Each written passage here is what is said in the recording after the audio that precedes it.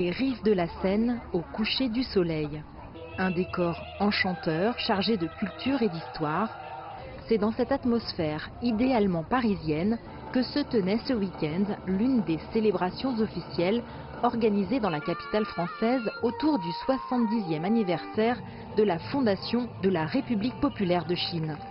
Musique et danse traditionnelles venues des quatre coins de l'Empire du Milieu, métissage artistique, le tout concocté par le Centre culturel de Chine à Paris, premier centre culturel chinois établi en Occident.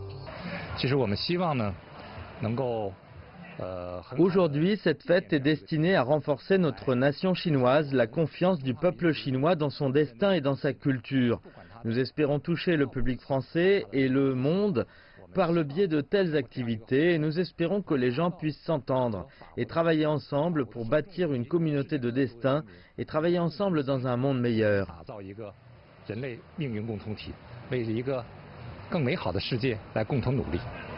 Placée sous le patronage de l'ambassadeur de Chine en France, la manifestation mettait à l'honneur la culture comme fondement de l'amitié franco-chinoise.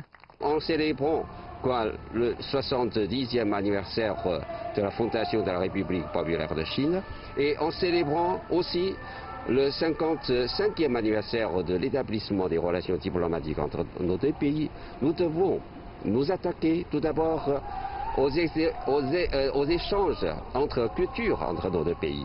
Bien sûr, nous avons des coopérations et échanges dans d'autres domaines économiques, commerciaux, comme ça, et aussi politiques. Mais les échanges et coopérations culturelles sont les plus approfondis, ce qui jette une base très solide pour l'amitié entre nos deux peuples.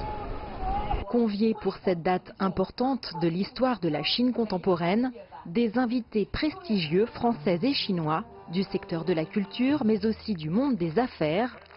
Implantée en France depuis 40 ans, la Bank of China, qui a accompagné le développement des échanges économiques entre les deux pays, était aussi partenaire de l'événement.